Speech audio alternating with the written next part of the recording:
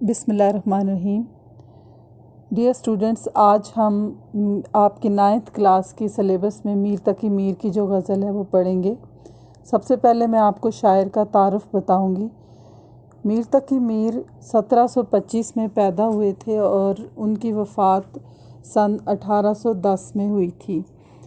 میر تقی میر کا اصل نام محمد تقی تھا اور میر ان کا تخلص تھا۔ تخلص اس نام کو کہتے ہیں جو ایک شاعر ادیب اپنی شاعری اور ادب کے لیے استعمال کرتا ہے، جیسے مرزا غالب جو میں غالب ان کا تخلص تھا، ایسے ہی میر تقی میر کا جو تخلص ہے وہ میر ہے۔ ان کے والد کا نام میر علی تقی تھا، میر علی متقی تھا۔ آپ آگرے بھارت میں پیدا ہوئے۔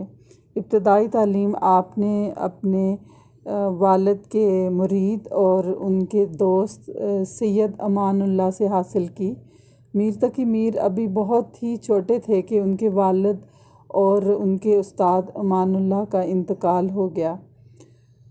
پھر تھوڑے بڑے ہوئے تو روزگار کی تلاش کے لیے وہ آگرہ چھوڑ کر دلی آ گئے۔ یہاں پر ایک نواب کے ہاں انہوں نے ملازمت اختیار کر لی۔ جب نادر شاہ نے دلی پر حملہ کیا تو نواب مارے گئے۔ پھر میر تقی میر واپس آگرہ چلے گئے، لیکن بعد میں پھر روزگار کے لیے جاب کے لیے دلی واپس آئے۔ یہاں پر امن و امان کی حالت خراب دکھائی دی تو پھر مجبوراً انہیں لکھنؤ جانا پڑا۔ وہاں پر نواب آصف الدولہ کے دربار سے مستقل طور پر وابستہ ہو گئے اور زندگی اسی شہر میں گزار دی۔ میر تقی میر نے شاعری کی مختلف اصناف میں طبع آزمائی کی، لیکن غزل گوئی آپ کی پہچان بنی۔ خلوص، درد دل، ترنم اور سادگی کی بدولت ان کی غزلیں دل پر بہت اثر کرتی ہیں۔ آپ یقیناً غزل کے بادشاہ ہیں۔ آپ کی شاعرانہ عظمت کا اعتراف بڑے بڑے شاعروں نے کیا ہے۔ بابائے اردو ڈاکٹر مولوی عبدالحق نے میر کو سرتاج شعرائے اردو قرار دیا ہے، یعنی اردو کے شاعروں کا بادشاہ۔ میر کی تصانیف میں ایک خود نوشت یعنی ان کے ہاتھ سے لکھی گئی ذکر میر، ایک تذکرہ، نکات الشعراء اور ایک فارسی اور 6 اردو کے دیوان شامل ہیں۔ 9th کلاس کے سلیبس میں ان کی یہ غزل شامل ہے اور یہ بہت ہی خوبصورت غزل ہے اور بہت سادہ الفاظ میں یہ لکھی گئی ہے۔ اس غزل کا پہلا شعر ہے: ہستی اپنی حباب کی سی ہے، یہ نمائش سراب کی سی ہے۔ ہستی کے معنی ہے وجود، حباب کا مطلب ہے پانی کا بلبلا، سراب کا مطلب ہوتا ہے دھوکہ ہی دھوکہ۔ ریگستان میں جب مسافر سفر کرتے ہیں تو ریتلی زمین کی چمک دور سے پانی کی طرح نظر آتی ہے، لیکن قریب جانے پہ انہیں پتہ چلتا ہے کہ یہ تو صرف دھوکہ ہے، کیونکہ یہ ریت ہی تھی، یہ پانی نہیں ہے، اور دھوپ میں چمکنے کی وجہ سے پانی معلوم ہو رہا تھا۔ نمائش کا مطلب ہے دکھاوا۔ اس شعر کا مطلب یہ ہے کہ اپنی زندگی تو بلبلے کی طرح ہے، یہ نمائش اور دکھاوا تو سراب کی مانند ہے۔ غزل میں ہر شعر کا ایک الگ مرکزی خیال ہوتا ہے اور اس شعر کا مرکزی خیال یہ ہے کہ انسان کی یہ زندگی پانی کے بلبلے کی طرح ہے۔ جس طرح پانی کا بلبلا بہت نازک ہوتا ہے اور اچانک ہی وہ ختم ہو جاتا ہے، تو یہ زندگی بھی اسی طرح سے ہے، اور اس زندگی کا ظاہری چمک دمک دکھاوا یہ سب ایک دھوکہ ہے، کیونکہ یہ ساری چیزیں عارضی ہیں، ختم ہو جانے والی ہیں۔ تو اس شعر کا مرکزی خیال کہ انسان کی یہ زندگی، یہ ظاہری نمود و نمائش، یہ ہر چیز عارضی ہے۔ شاعر میر تقی میر کہتے ہیں کہ زندگی ایک پانی کے بلبلے کی طرح ہے۔ جس طرح بلبلا ہمیشہ نہیں رہتا اور ختم ہو جاتا ہے، اسی طرح سے انسان کی زندگی بھی عارضی ہے۔ جس طرح بلبلے کو ذرا سی ٹھیس پہنچے یا معمولی سی ہوا ٹکرائے تو وہ اپنا وجود ختم کر بیٹھتا ہے، زندگی اس ریتیلی زمین کی چمک ہے جس پر پانی کا دھوکہ ہوتا ہے۔ پیاسے مسافر سمجھتے ہیں کہ سامنے پانی ہے، وہ چلتے چلتے تھک جاتے ہیں، لیکن دور دور تک پانی کا نام و نشان ہی نہیں ملتا۔ گویا انسانی وجود ایک دکھاوا ہے، حقیقت میں یہ کچھ بھی نہیں ہے۔ اس غزل کا دوسرا شعر ہے: نازکی اس کے لب کی کیا کہیے، پنکھڑی ایک گلاب کی سی ہے۔ نازکی کا مطلب ہے نزاکت، ملائمت۔ گلاب ایک پھول، لب کا مطلب ہے ہونٹ، پنکھڑی کا مطلب ہے پھول کی پتی۔ اس شعر کا مفہوم ہے کہ شاعر کہتا ہے کہ محبوب کے لب کی ملائمت کے کیا کہنے، بس گلاب کے پھول کی ایک پتی ہے۔ اس شعر میں شاعر اپنے محبوب کے حسن و جمال اور خوبصورتی کی تعریف بیان کرتے ہوئے کہتا ہے کہ میرا محبوب حسین و جمیل ہے، اس کے ہونٹ گلاب کے پھول کی پتی کی طرح نرم و نازک اور ملائم ہیں۔ اس شعر میں شاعر اپنے محبوب کی خوبصورتی کو بیان کرنے کے لیے تشبیہ کا استعمال کرتا ہے، اور اپنے محبوب کی بے مثال خوبصورتی کے لیے اس نے گلاب کے پھول کے ساتھ اس کے ہونٹوں کو تشبیہ دی ہے۔ اس غزل کا تیسرا شعر ہے: چشم دل کھول اس بھی عالم پر، یاں کی اوقات خواب کی سی ہے۔ چشم کا مطلب ہے آنکھ، عالم دنیا، یاں یہاں یعنی اس دنیا، خواب یعنی سپنا یعنی نیند میں آنے والی سپنا، اوقات وقت کی جمع یعنی زمانہ۔ اس شعر کا مفہوم ہے کہ فکر آخرت بھی کرو، یہاں کی زندگی تو عارضی ہے۔ چشم دل کھول اس بھی عالم پر، یعنی آخرت پر بھی دھیان دو، یہاں کی اوقات خواب کی سی ہے، یعنی اس دنیا کی حیثیت ایک خواب کی طرح ہے۔ جس طرح خواب عارضی ہوتا ہے اور بہت ہی چھوٹے سے وقت کا ایک بے معنی سی کیفیت ہوتی ہے، تو دراصل اس شعر میں شاعر نے دنیا کی زندگی کو ایک خواب جیسی کیفیت کا نام دیا ہے، اور انسان کو خواب غفلت سے بیدار ہو کر فکر آخرت کرنے کا درس دیا ہے کہ آخرت کی زندگی ہی اصل زندگی ہے اور دائمی زندگی یعنی ہمیشہ رہنے والی زندگی ہے۔ یہ دنیا کی زندگی تو خواب کی مانند ہے، اس لیے انسان کو چاہیے کہ دنیا کی زندگی میں نہ کھویا رہے، بلکہ آخرت میں کامیابی اور کامرانی کے لیے ہر ممکن کوشش کرے۔ اس غزل کا چوتھا شعر ہے: بار بار اس کے در پہ جاتا ہوں، حالت اب اضطراب کی سی ہے۔ در کا مطلب ہوتا ہے دروازہ یا چوکھٹ، حالت یعنی کیفیت، اضطراب کا مطلب ہے بے چینی، بے قراری۔ اس شعر کا مفہوم یہ ہے کہ شاعر کہتا ہے کہ بے قراری کا عالم یہ ہے کہ میرے بار بار محبوب کے ہاں جاتے ہوئے بھی میری بے چینی ختم ہونے کا نام نہیں لیتی۔ شاعر اس شعر میں کہتا ہے کہ محبوب سے ملاقات کے لیے میں بار بار اس کے دروازے پر جا رہا ہوں، لیکن میری دلی خواہش پوری نہیں ہو رہی ہے۔ اس کی بے رخی نے مجھے پریشان سا کر دیا ہے، ناکامی میرا مقدر بن گئی ہے اور محبوب سے میں مل نہیں پا رہا ہوں۔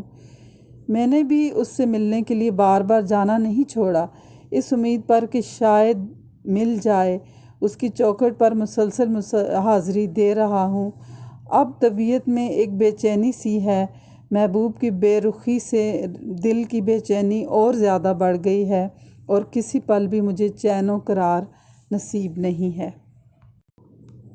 اس غزل کا شعر نمبر 5: میں جو بولا کہا کہ یہ آواز اسی خانہ خراب کی سی ہے۔ خانہ خراب کا مطلب ہے اجڑا ہوا، تباہ و برباد، آوارہ۔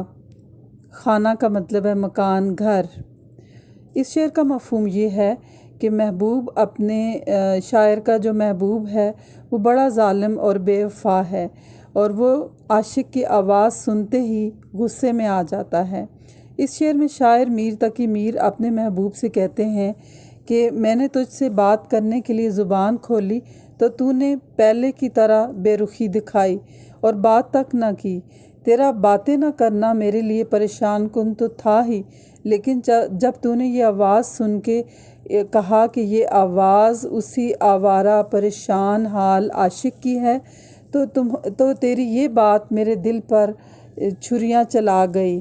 گویا میری آواز سن کر کوئی جواب نہ دینا اور بے رخی کا برملا اظہار کرنا، مجھے خانہ خراب کے نام سے پکارنا میرے لیے بے حد دکھ اور تکلیف کا باعث ہے۔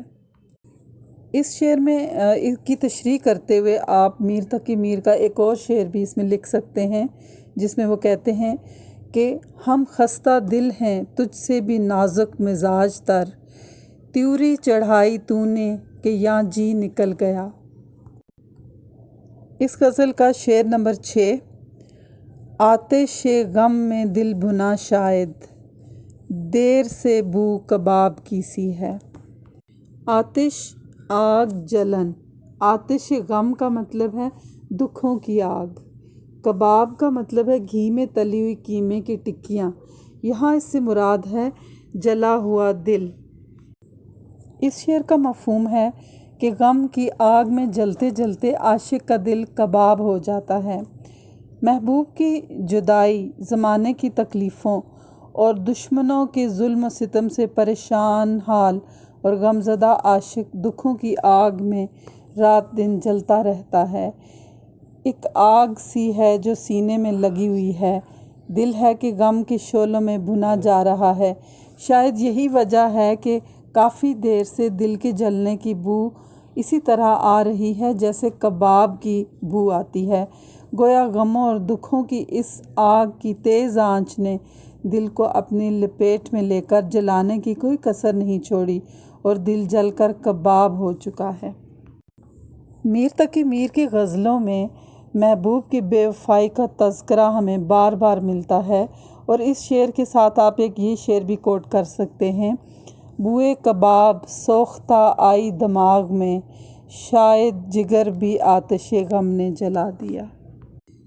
اس شعر میں شاعر اپنے محبوب کے دیے گئے غم سے اتنا پریشان ہے کہ اس کے غم کی شدت کو بیان کرنے کے لیے شاعر نے آتش کا لفظ یعنی آگ کا لفظ استعمال کیا ہے، اور اس نے یہ بھی بتایا ہے کہ آتش غم میں جل کر اس کا دل بھن چکا ہے کباب کی طرح، یعنی محبوب کی بے رخی اور بے وفائی کا غم اتنا شدید ہے کہ جیسے آگ پر کباب جل جاتا ہے، محبوب کا دل بھی جل چکا ہے۔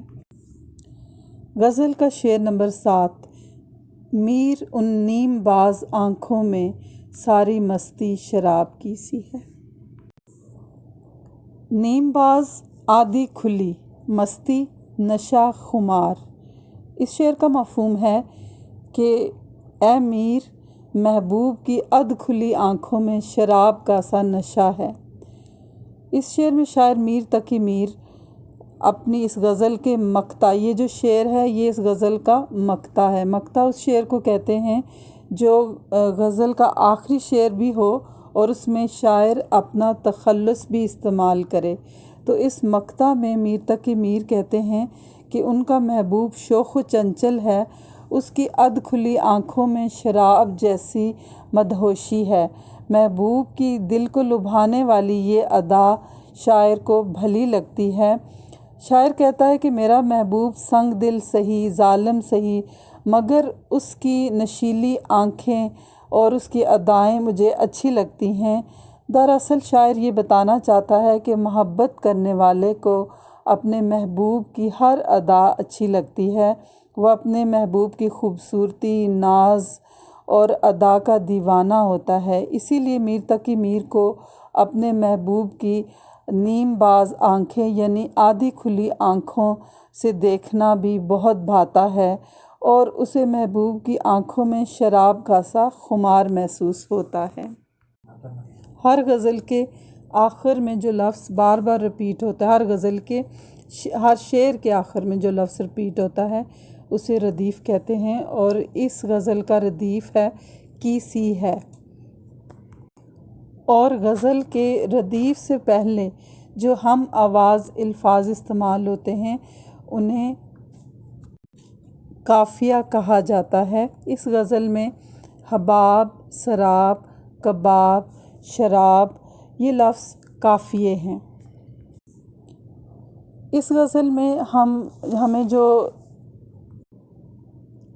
شاعر نے اس میں جو اہم مرکزی خیالات بیان کیے ہیں وہ ہیں کہ یہ دنیا ایک عارضی جگہ ہے اور ہمیں فکر آخرت کرنی چاہیے۔ اس کے علاوہ شاعر نے اپنے محبوب کی بے رخی، بے وفائی اور اس کے حسن کا تذکرہ کیا ہے۔ اس غزل میں شاعر نے تشبیہات کا بڑی خوبصورتی سے استعمال کیا ہے کہ جیسے اس دنیا کی عارضی زندگی کو سراب سے تشبیہ دی ہے، اور انسان کی زندگی کو حباب سے تشبیہ دی ہے، محبوب کے ہونٹوں کو گلاب کی پنکھڑی سے تشبیہ دی ہے، اور اس کے علاوہ محبوب نے اپنے جلے ہوئے دل کو کباب سے تشبیہ دی ہے، اور محبوب کی نیم باز آنکھوں کو شراب سے تشبیہ دی ہے۔